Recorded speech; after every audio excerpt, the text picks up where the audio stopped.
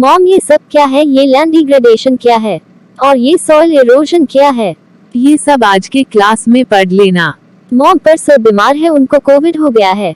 Success study है ना। ओ मैं तो भूल ही गई। स्कूल क्लासेस से अच्छा स्टडी होता है। कमेंट्स में पर्सनल अटेंशन और नोट्स और भी बहुत कुछ।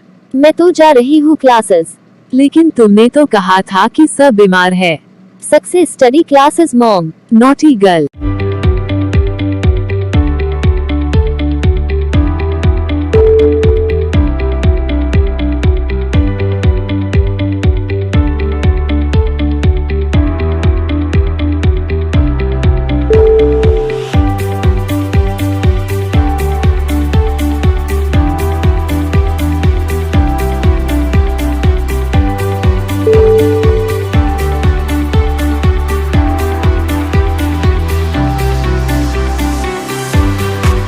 दोस्तों, तो कैसे हो आप सब। स्वागत है आपका सक्सेस स्टडी चैनल में। तो आज हम लोग पढ़ेंगे लैंड रिसोर्सेज। तो लैंड रिसोर्सेज में जो इंडिया की जो टोटल क्या बोलते हैं लैंड रिसोर्सेज है, वो कुछ इस तरह से कंप्राइज होती है। रफली फिगर है, ये रहे प्लेन्स, ये है सिर्फ एक्चुअली 43% है। ये रहा माउंटेन्स,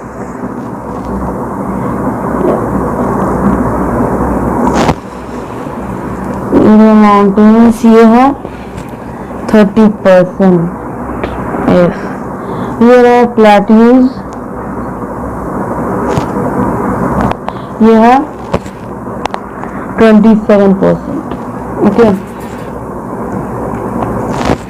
तो क्या करना है हमको कि लैंड रिसोर्स इंडिया का कुछ ऐसा है।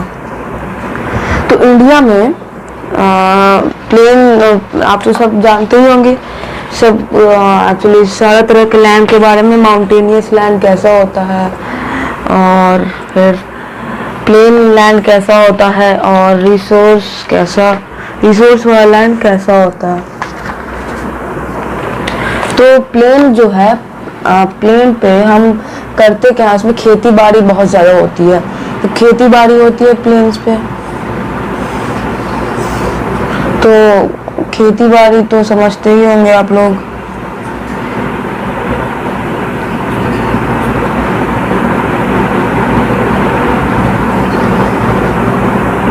इस पे सबसे ज़्यादा खेती बाड़ी होती है।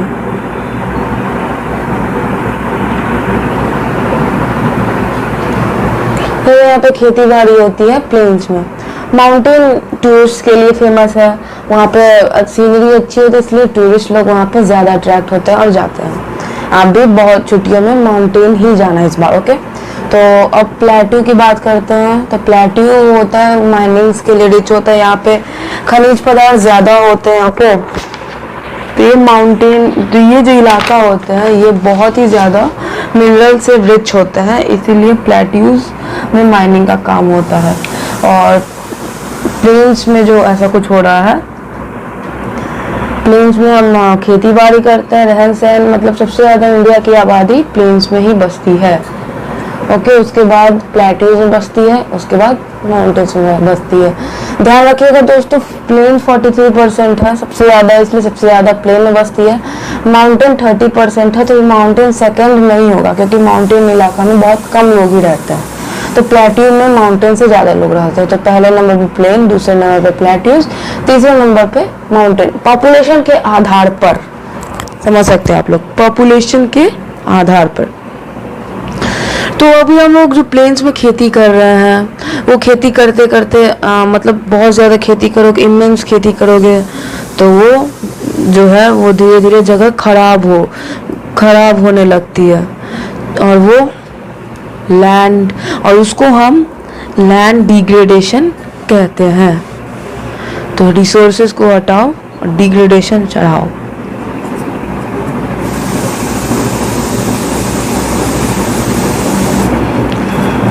उसको हम लैंड डिग्रेडेशन कहते हैं। मतलब हमारे खेती करते करते जो लैंड हमारा इनफर्टाइल हो जा रहा है, उसको हम लैंड डिग्रेडेशन कहते हैं। और रुक जाइए, हड़बड़ाते क्यों हो आप लोग इतना। और लैंड डिग्रेडेशन पहुंच गए, अच्छी बात है। तो लैंड डिग्रेडेशन के कॉजेज, मतलब लैंड डिग्रेडेशन होती क्या है। ओके, लैंड डिग्रेडेशन को हम लोग जानेंगे अभी अच्छी तरीके से। ओके, और उसके बारे में पढ़ेंगे, इसके कॉजेज पढ़ेंगे। कॉजेज के बाद इसका सॉल्यूशन जो है वो हम जानेंगे। ओके, तो ये है land degradation, a decrease in the quality of land due to human and natural activities which make it unfit for cultivation called land degradation। समझ गए होंगे लैंड डिग्रेडेशन क्या है। अब बात करते हैं इसके कॉजेज की। तो ये क्या होता है जो लैंड डिग्रेडेशन होने लगता है, इसके कॉजेज क्या क्या है, क्या क्या होता है, क्या एनवायरनमेंट ऐसा कुछ करता है या फिर इंसान करते हैं, देखते हैं इसके कॉजेज में। पहला कॉज है, बहुत बड़ा कॉज है, ओवर ग्रेजिंग।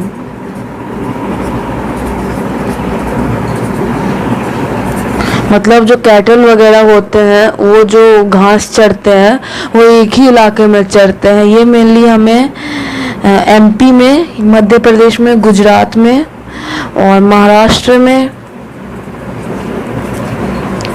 और उत्तर प्रदेश में देखने को हमें मिलता है। दूसरा बात है ओवर इरिगेशन। ज़्यादा पानी डालना भी हमारे सॉइल के लिए ठीक नहीं होता है, क्योंकि जो ज़्यादा पानी डाल देते हैं तो पानी वहाँ पे खड़ा रहता है, या ये कहो कि जैसे बाढ़ आता है पूरा ज़मीन दलदली टाइप हो जाता है। तीसरा कारण है, छोटा कारण नहीं है, बहुत बड़ा कारण है, वो है इंडस्ट्रियलाइजेशन।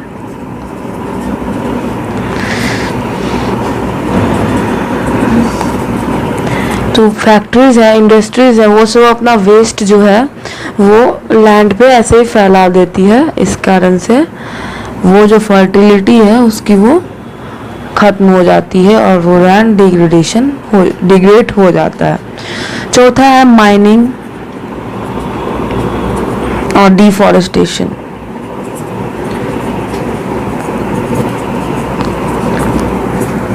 माइनिंग और डिफॉरेस्टेशन को साथ इसलिए लिखा गया है एनसीईआरटी में कि माइनिंग जैसे है तो माइनिंग जैसे हमको पर्टिकुलर इस एरिया में माइनिंग करनी है, तो इस एरिया में जितने भी पेड़ पौधे लगे हुए होंगे तो सबसे पहले तो आप उसको काट के हटाओगे।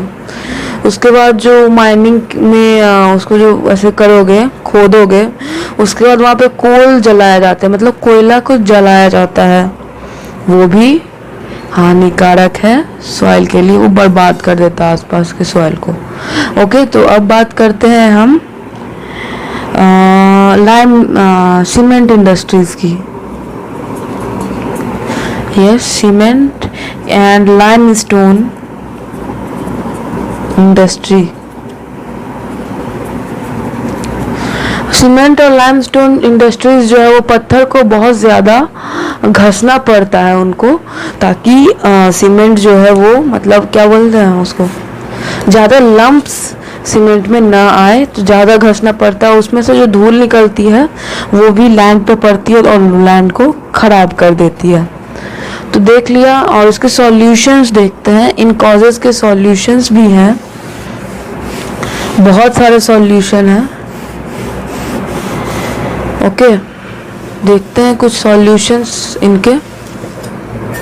लैंड डिग्रेडेशन की सॉल्यूशन है एफॉरेस्टेशन, मतलब ज़्यादा पेड़ उगाइए। प्रॉपर मैनेजमेंट ऑफ ग्रेजिंग, यानी कि मतलब कैटल्स का चरना जो है वो लिमिट में और एक पूरे एरिया में होना चाहिए। और प्रॉपर डिस्चार्ज ऑफ वेस्ट, मतलब इंडस्ट्री या फैक्ट्री से जो वेस्ट है उनका प्रॉपर डिस्चार्ज हो, और माइनिंग भी कंट्रोल में होनी चाहिए।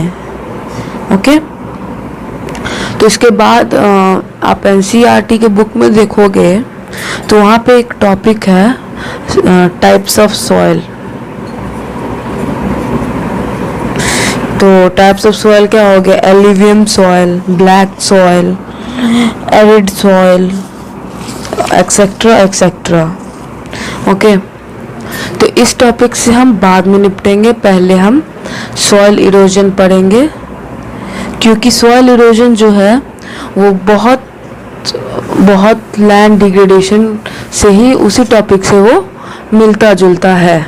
सॉइल इरोजन होता है the denudation of upper layer of soil and subsequent washing down। Okay, तो इसका इज कॉल्ड सॉइल इरोजन। इसका मेन कॉज है एयर और वाटर, और इसके अदर कॉजेज हैं जैसे डिफॉरेस्टेशन या ओवरग्रेजिंग, ये छोटे मोटे कॉजेज हैं। ओके, तो इसका सॉइल इरोजन का जो है समाधान ये कैसे होगा?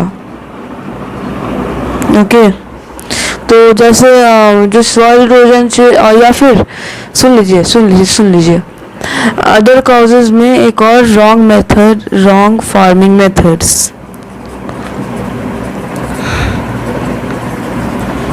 ये रॉन्ग फार्मिंग मेथड से भी सॉइल इरोजन होता है। तो इसका सॉल्यूशन हो सकता है मेनली डिफॉरेस्टेशन, ओवरग्रेजिंग, जो ये सब, इन सबों को प्रिवेंट करना चाहिए। जैसे अफॉरेस्टेशन करना चाहिए, ओवरग्रेजिंग लिमिट में रखनी चाहिए, और रॉन्ग फार्मिंग मेथड्स को तो बिल्कुल भी फैलने नहीं देना चाहिए। तो हम बात करेंगे कि टाइप्स ऑफ सॉइल के बारे में। तो बहुत खुश हो गए आप लोग कि चैप्टर अब खत्म हो रहा है। खुश हो, एक दिन सबका टाइम आता है, अपना टाइम आएगा। ओके, तो माइनिंग, इसके बाद जो एक और सॉल्यूशन है, इसकी माइनिंग भी एक मतलब अच्छे से करनी चाहिए, मतलब लिमिट में करनी चाहिए। सरकार को माइनिंग पे ध्यान देना चाहिए, नहीं तो माइनिंग अगर ओवर होने लग गया तो हमारा सब लैंड रिसोर्सेज खत्म हो जाएगा। तो देखते हैं types of soil.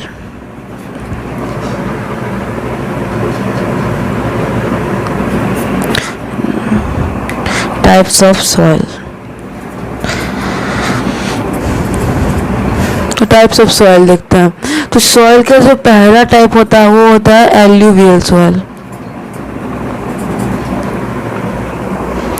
Okay, alluvial soil क्या होता है? 10 सेकेंड दे रहा हूँ, उत्तर दे दो, तब तक मैं कुछ कर रहा हूँ। ओके, 1 2 3 4 5 6 7 8 9, हुश हो गया एल्यूवियल सॉइल। सब कुछ आज इतना लो क्यों चल रहा है यार? तो एल्यूवियल सॉइल क्या होता है? तो एल्यूवियल सॉइल होता है कि ये सबसे ज़्यादा पाया जाता है, ये मोस्ट वाइड स्प्रेड होता है। पहले तो बहुत ज़्यादा मतलब बहुत भारत में, मतलब सबसे ज़्यादा ये तो नॉर्थ इंडिया में पूरा ये कब्जा करके रखा है एल्यूवियल सॉइल में। ओके, नॉर्दर्न प्लेन्स में भी कब्जा करके रखा है। जो मतलब ये जो है, मतलब जो इम्पोर्टेंट हिमालयन रिवर्स है, इंडस, गंगा और ब्रह्मपुत्र,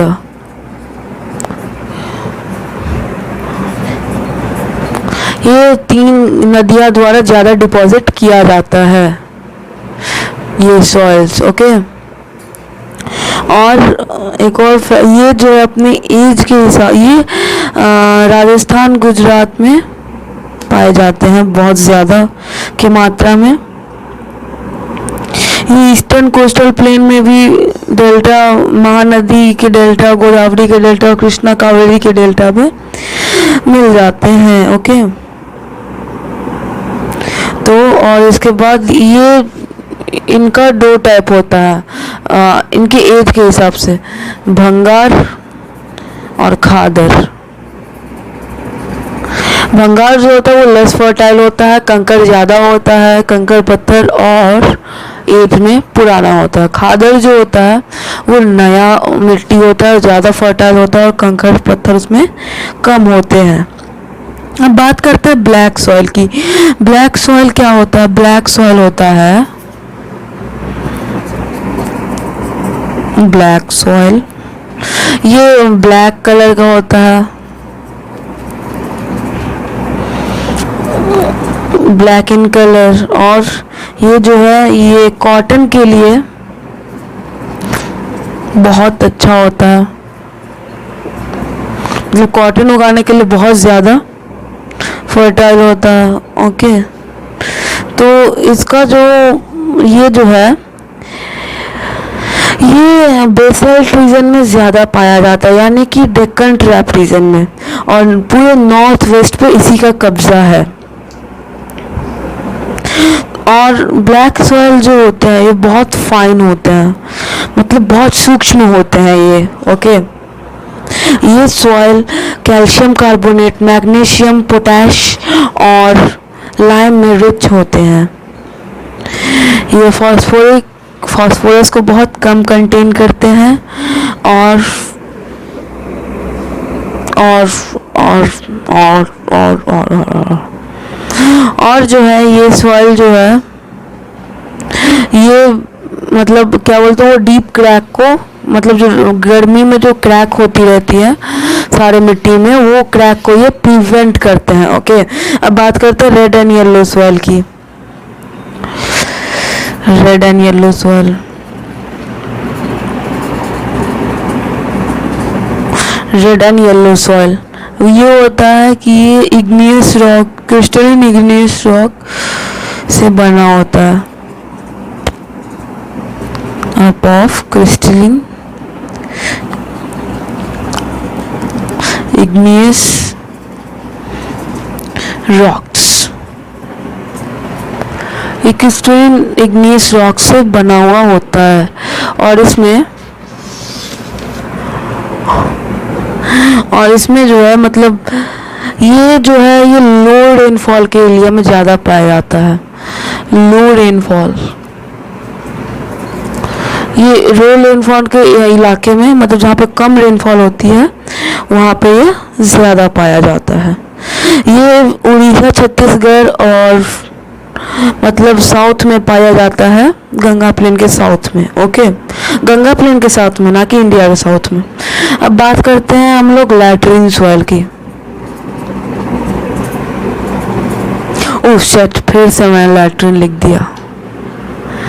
लैटरेट सॉइल की, देखिए लैटरेट सॉइल की। लैटरेट सॉइल क्या होती है? ये लैटिन वर्ड यानी कि लेटर और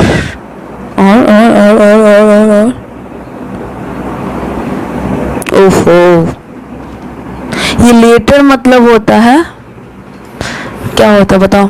गेस करो, गेस करो, इतना भी दिमाग नहीं है। 10 सेकंड दे रहा हूँ, गेस कर लो।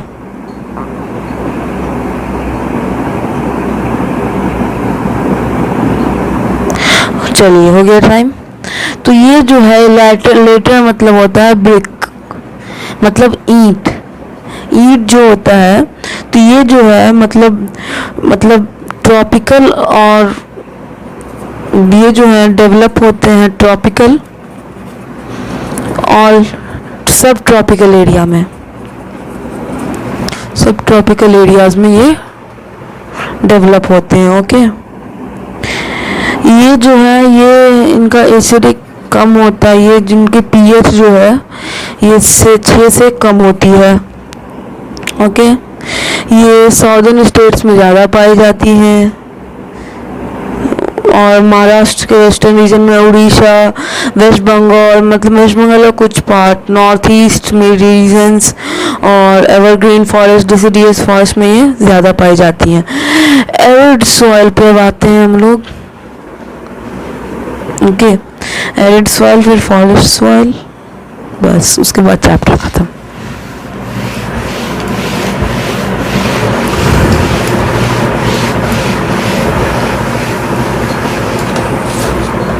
बात करते हैं एरिड सॉइल की। एरिड सॉइल्स, तो एरिड सॉइल किसको कहते हैं हम? तो वैसे सॉइल को हम एरिड सॉइल कहते हैं। ये जो है रेड और ब्राउन के, मतलब ये रेड और ब्राउन कलर में होते हैं।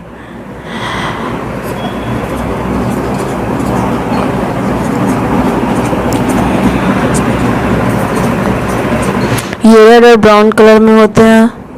ये सैंडी होते हैं स्ट्रक्चर में, मतलब कुछ बालू टाइप का होता है, बलुआ टाइप का होता है। ये जो है ये कॉमन सॉल्ट को ज़्यादा कंटेंट, मतलब इनका जो ये सॉल्टी होता है, ये सॉल्ट को या कॉमन सॉल्ट को ज़्यादा कंटेन करते हैं। ओके, तो ड्राई क्लाइमेट के कारण, हाई टेम्परेचर के कारण इवापोरेशन जल्दी होता है। और ये lack of humus and moisture, ये मॉइस्चर और ह्यूमस इनमें कम होता है। ओके, तो अब बात करते हैं फॉरेस्ट सॉइल की।